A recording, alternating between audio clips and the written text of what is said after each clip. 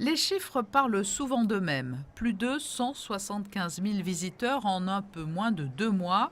Le nouvel espace du musée océanographique baptisé Monaco et l'océan séduit.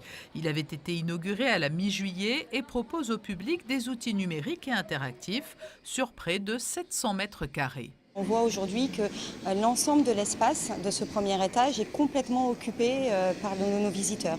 On voit aussi un regain d'intérêt pour nos visiteurs locaux, qui sont aussi une partie importante pour nous de nos visiteurs, pas que les visiteurs touristiques.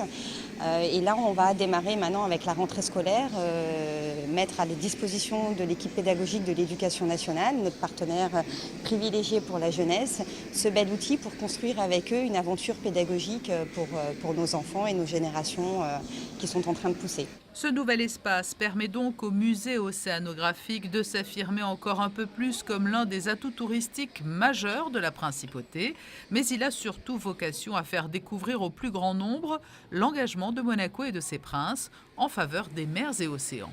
Cet espace aujourd'hui dans lequel nous sommes a pour vocation de rassembler toutes les initiatives au-delà du musée et d'être juste un petit peu la tête d'accueil et la présentation de tout ce qui s'y fait, de par notre histoire avec tout le bas et le prince Albert Ier et l'origine de ce musée, du pourquoi de cet engagement précurseur à une époque où aujourd'hui le discours du souverain Albert Ier est toujours d'actualité dans les propos politiques actuels par devers le monde, mais de montrer également que Monaco, notre micro-État, est engagé au quotidien et de montrer aux gens ce que nous faisons. Et voilà. Et l'espace Mésaline dans lequel nous sommes aujourd'hui a vocation à mettre en lumière et à évoluer au fil des engagements de la principauté pour pouvoir témoigner et démontrer tout ce que nous pouvons faire et faire participer le plus grand nombre pour contribuer à cette prise de conscience. Monaco et l'océan a également permis de redynamiser les salles patrimoniales du musée alors que jusqu'à présent,